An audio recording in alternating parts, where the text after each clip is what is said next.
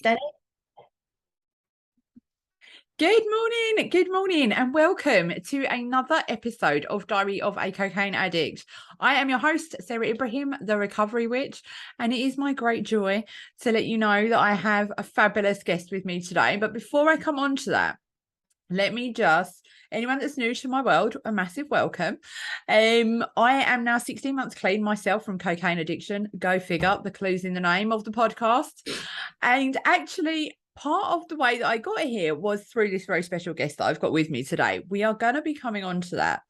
This podcast has been born from a place of really wanting to share hope and inspiration and content that people can go away and use, even if it's just one thing that has been said during the next half an hour that's going to make an actual difference to you right now in this moment.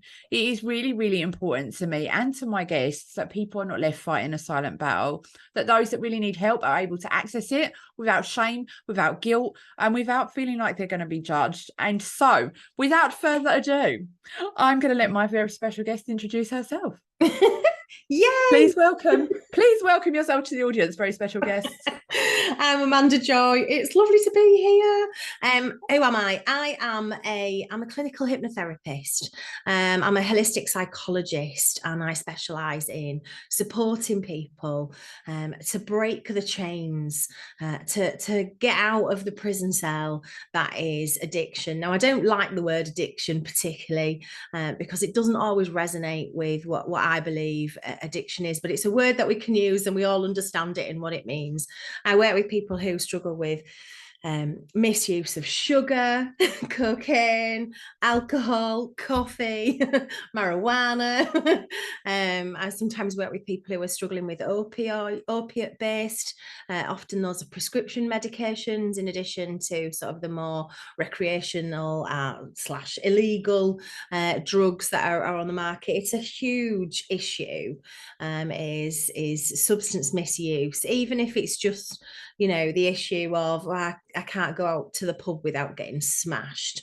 I can't have a social life without using coke, or my whole world revolves around that substances being like a central feature to everything that I do, connected with my work, connected with my life, connected with communicating with other people.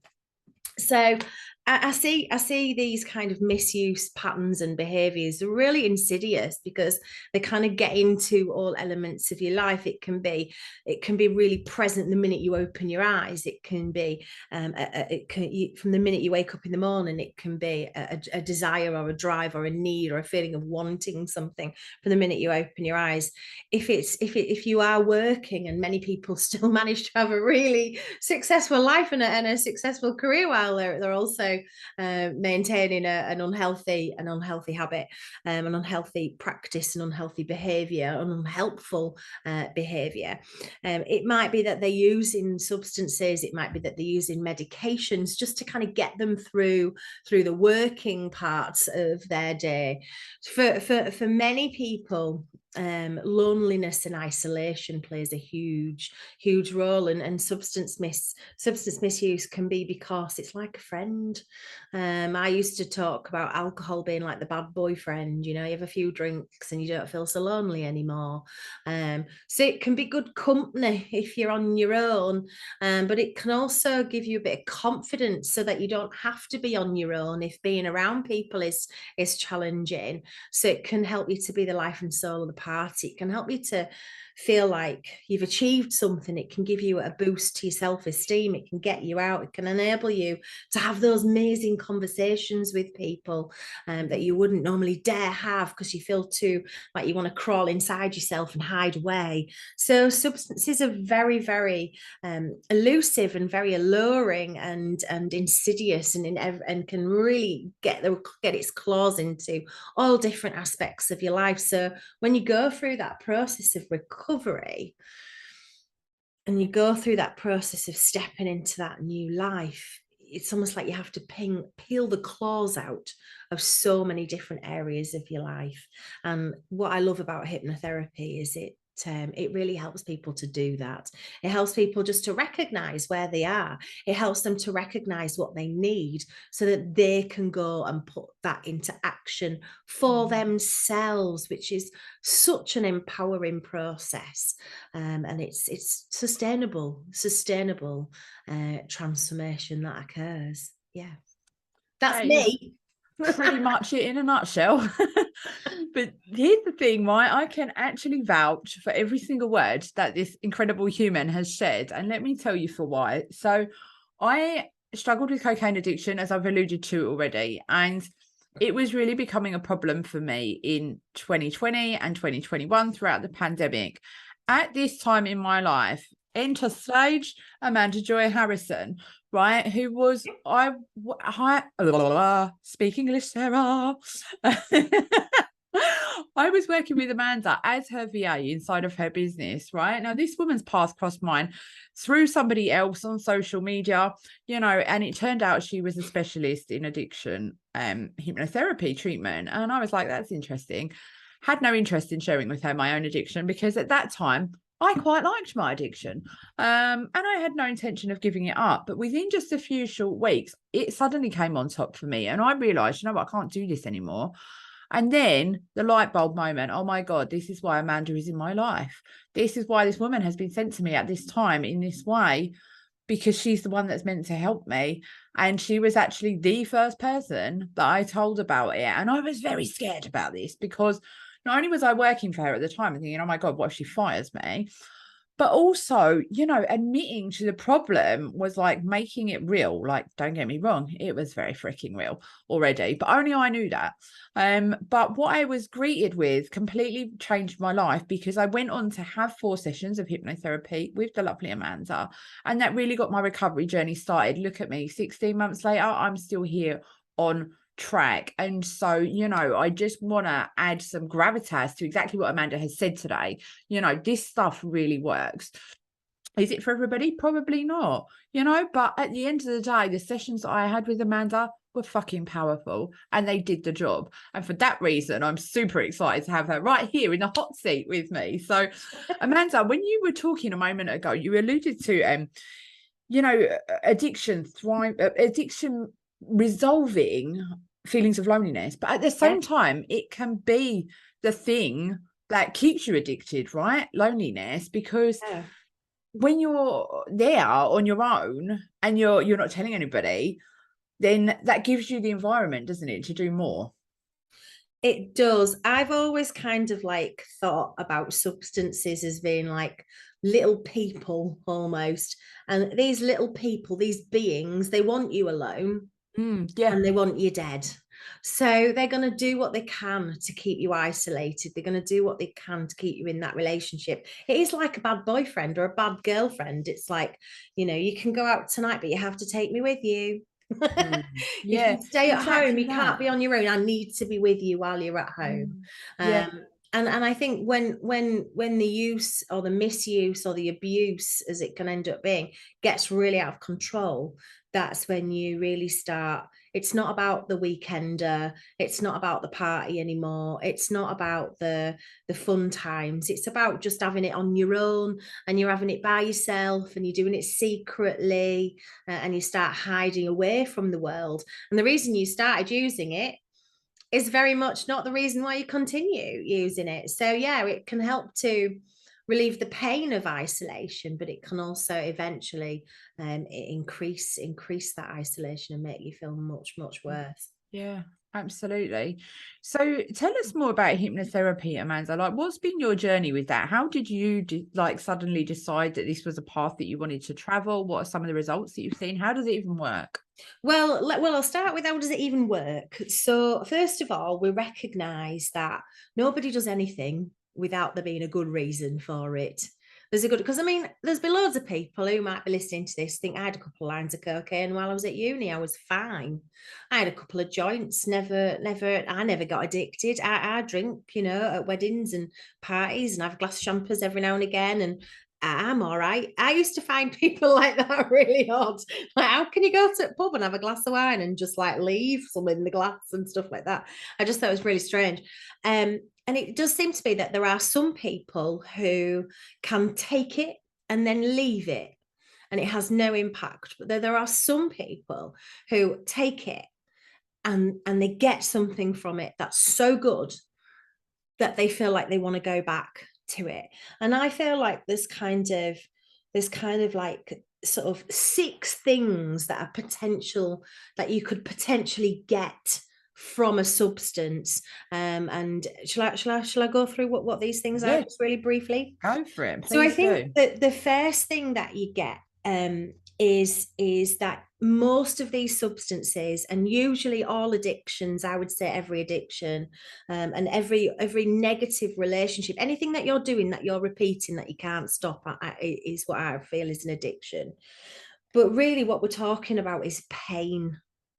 What the substance does is it takes you from that painful place to a place where there is no pain. It numbs you out, it gets you away, either because you're out of it mentally and you can escape, or because there is some physical changes that cause you to not feel the pain. But it's a pain reliever, it's a painkiller. I think the root of all of these misuses is because there's pain. And when you Mhm. found something that relieves your pain, it makes it really inviting to go back to it. I think the other thing that a lot of the people that I work with who are stuck in those unhealthy substance misuse relationships is that throughout their life, they've also not only struggled with pain, but they've actually struggled with joy, and they've actually struggled with happiness as well, which might sound really weird because, like, when you're drunk or you're using, you feel happy, don't you?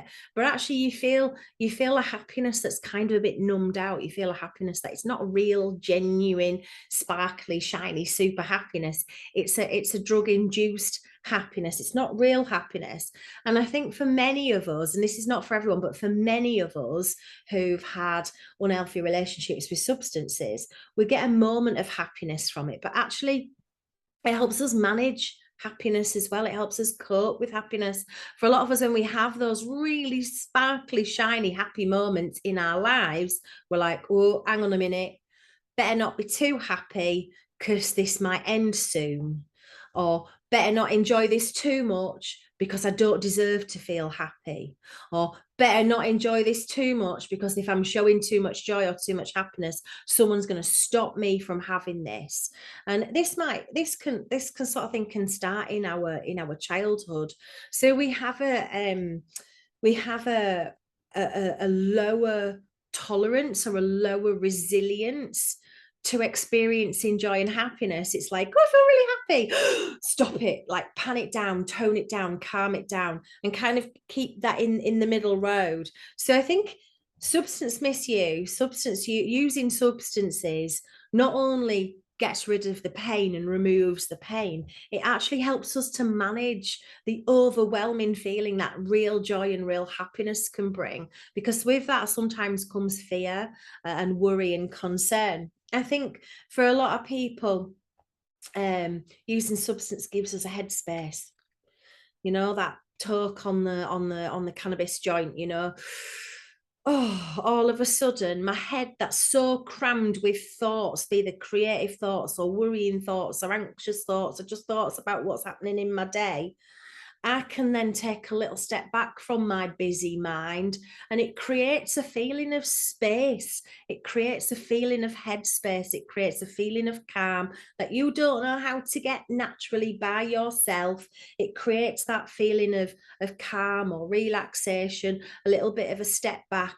You can then actually enjoy being creative. You can then kind of look at those different things in your mind from a little bit of a disassociated perspective, from a bit of a step back to a perspective where you've taken a step back, calmer, more relaxed. you can feel more creative, you can feel more inspired, you've got a bit of headspace, you've got a bit of breathing space within your mind, a bit of relaxation.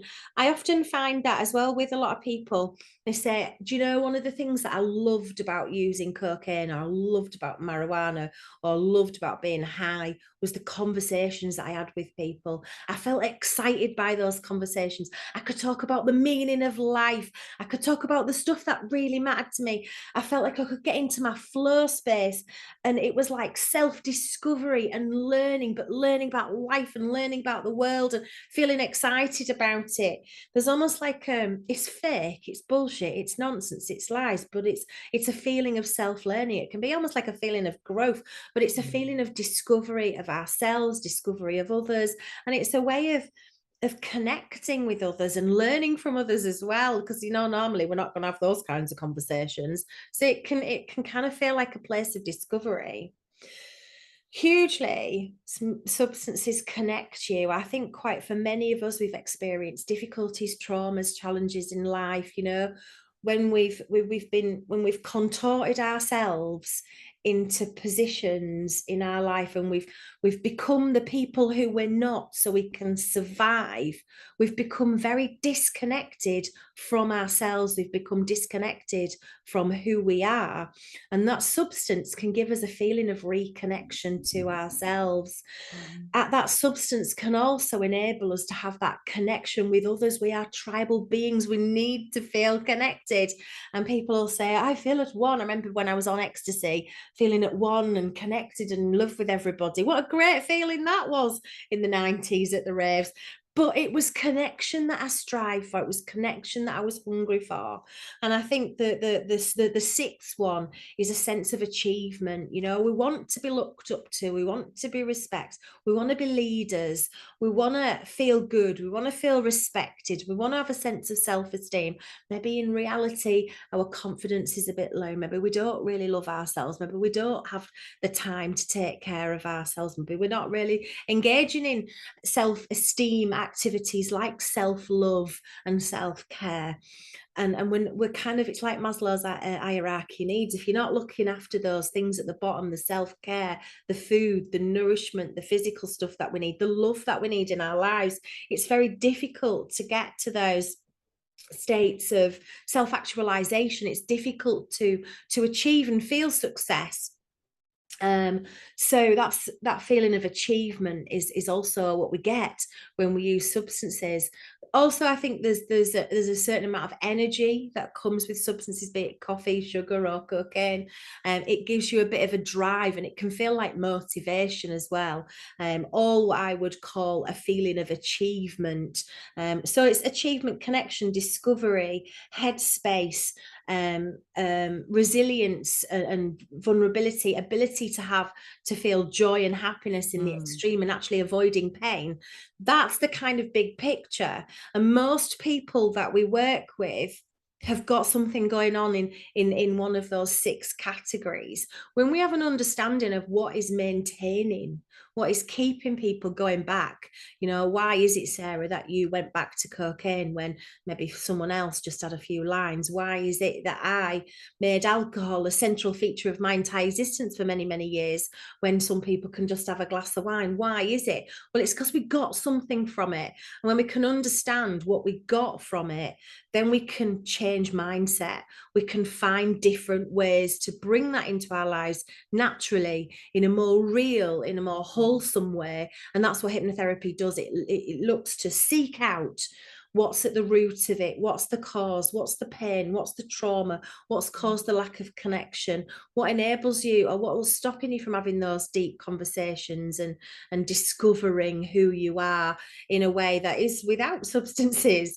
What's the resistance there? What's the pain point? What can we do? When we can do that, we can work with that, and then we can help people to have that awakening. Oh, it's this. I need more self-care. I need to go dancing. I need to hang out with people. I need to help others. Whatever it is, then they go. And that's real transformation. It provides tools and techniques to live. And it's healing. It's healing. And I think that's kind of similar to what you were saying is what you experienced. Yeah, absolutely. I mean, that completely resonated with me when you were going through those things. And I remember saying to you, you know, you asked me, what does cocaine do for you? What do you get from it? And I was like, I don't know, I just like it.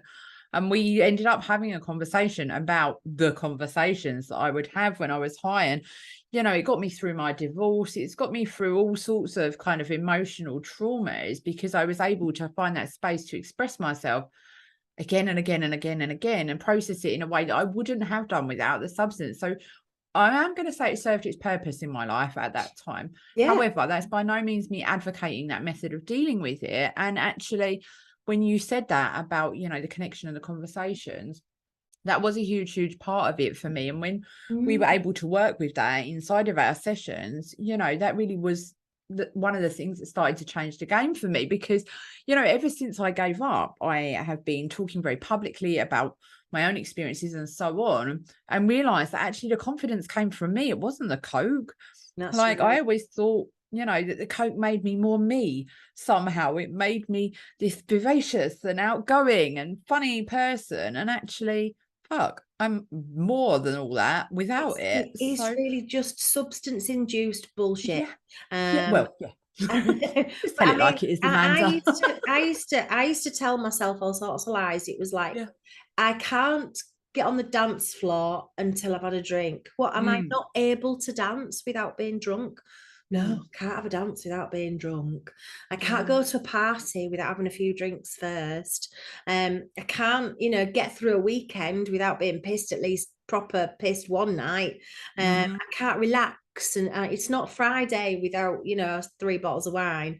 And you have all of these things, but it becomes the substance, the thing that you rely on so that you can be with people. It's the thing that you rely on so you do get that sense of connection.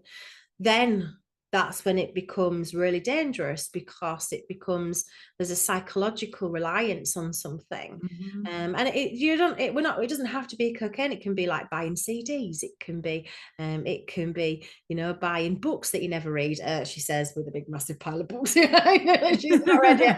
But it can be buying shoes. It can be something that you're doing that gives you a sense of something. It gives you something that you need. And what we Yep. do in hypnotherapy is we take you to a space where we go, what is it that you need? What Mm, do you yeah. need? I need to feel connection to others. I need to reconnect to myself. Something pretty horrible happened in my life, and I lost that ability to connect with Mm. myself. I was going through a really difficult time, and I felt really like I was stuck and I couldn't express myself. But when I was using this substance, all of a sudden I could speak. So I think we're not saying it's good to use substances at all. What we're saying is we understand that for many people, they can reach out to a friend and have a chat. They can have that connection. They can find a sense of worth or self-achievement in what they do. They are able to kind of switch off, chill out, relax. They do enjoy really interesting conversations with people. They can experience full joy, and they're all right experiencing the full sadness and pain and difficulty that we can experience in life. They don't need something, but for others, we're incredibly sensitive, and we struggle to do those things naturally. And when Mm. we give that substance a go and it gives us that thing, whoa, it lights you up in a way that you've never felt it before. And that's what keeps you going back to it. And that's what we I deal think, with hypnosis. you know, you just saying that now just made me have a thought, which is that, like, I guess it was the only thing that I really enjoyed. Mm, And so the thought of giving it up, because let's yeah. be real here, I didn't know anything else. I did drugs my whole entire adult life. Mm, So the thought of giving it up, not only did it seem undesirable, just because, like, who wouldn't want to go out and party? That's who I was. But also, it was the only thing that I really truly enjoyed. So why the fuck would I want to turn that off? I yeah. wouldn't. I've just realized that had me shackled to it for a long time as well. So thank you for that.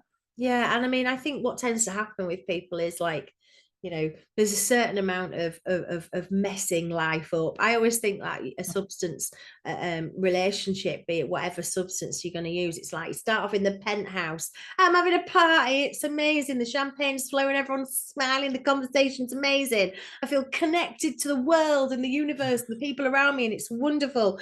I feel calm and relaxed. I'm not in any pain. I'm really enjoying myself. This is amazing. You're in the penthouse, you're in the party suite, everything's going really, really well.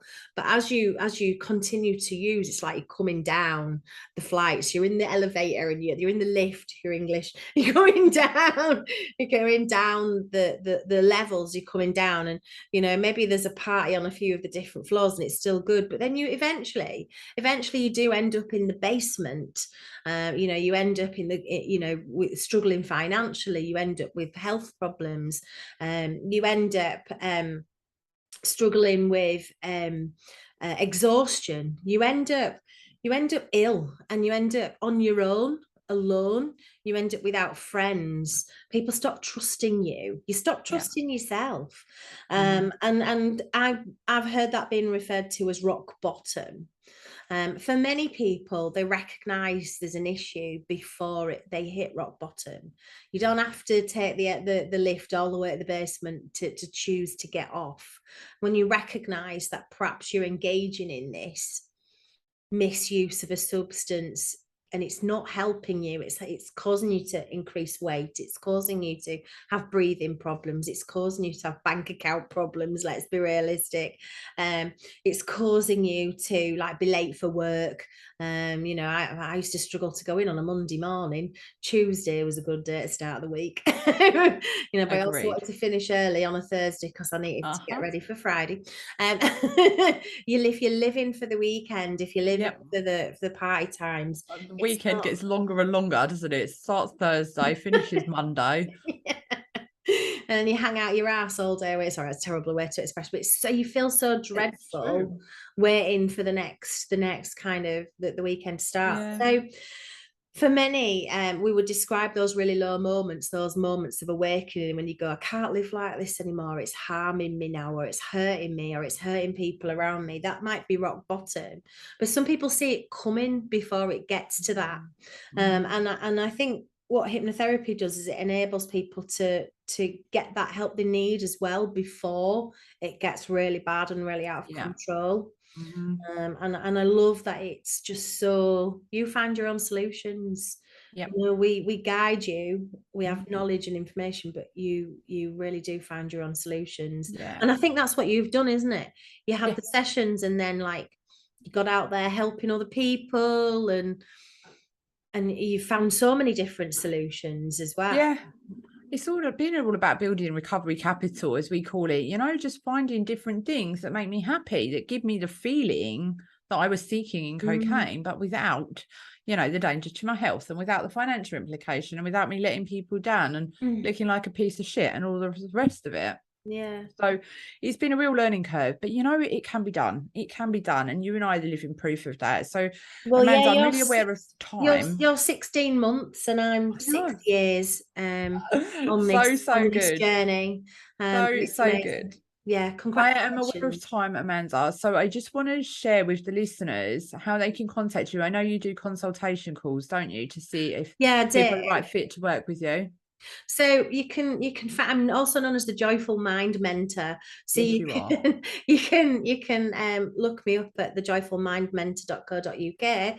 If you just Google Amanda Joy, Amanda Joy Harrison is my surname, but I tend to just go by Amanda Joy. I'm also on all the socials, but really I'm focusing on training people now because we're in such a time of need, and there are so many people who are stuck in unhealthy relationships with substances. There's so many people struggling with mental health challenges at the moment. So if you're interested in training and becoming a clinical hypnotherapist and helping others to become free, to get out of the jail, to feel happy, healthy, to have the life that they deserve, it is such a rewarding job to have. And it's, you know, it's a great abundant life. And you can find me at the Northern College of Clinical Hypnotherapy as well. So I'm there teaching. It's an amazing program you've put together there, Amanda, and it's all fully accredited and all of the rest of it, isn't it? It is. It's multiple accredited, Get you. and it'll enable you to work in Western medical settings, NHS, private care. You can Amazing. work in your own practice. It enables you to really get out there and start helping people. It's And wonderful. I know you're big on supervision, aren't you, inside of your programs? Yeah, because as therapists, we need that professional support. And I know that hypnotherapy is very unregulated.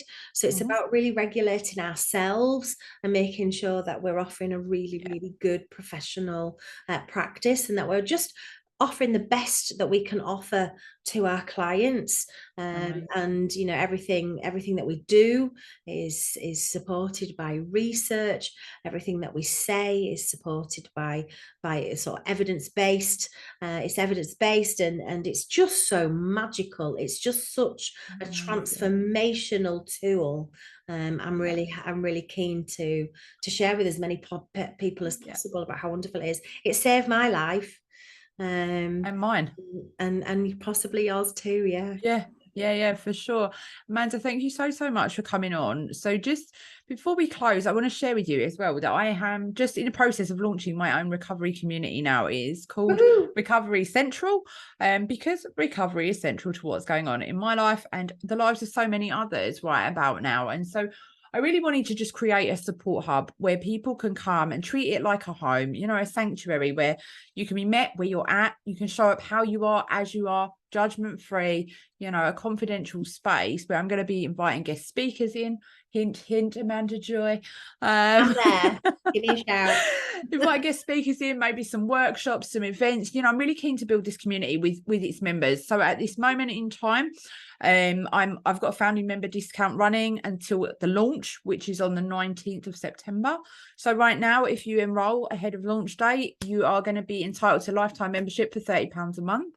And going forward from that date, it's going to be £120 a month. Okay. So if this is something that appeals to you, if you're looking for that community of people that are like-minded, I'm going to be bringing my recovery coaching, my business coaching, my inspiration coaching, my spiritual life coaching, all of the things under one umbrella inside of this community. And I'm keen to make it whatever it is that we want it to be together. Okay. Because that is how we recover together. So if that interests you, drop me an email, therecoverywitch2911@gmail.com. Other than that, it's over and out from us. Amanda Joy, you're a fucking legend and I love you. Thank you so much for coming on. Love Adios, you. bye. You're amazing. Can't wait for your Bye-bye. community. Bye.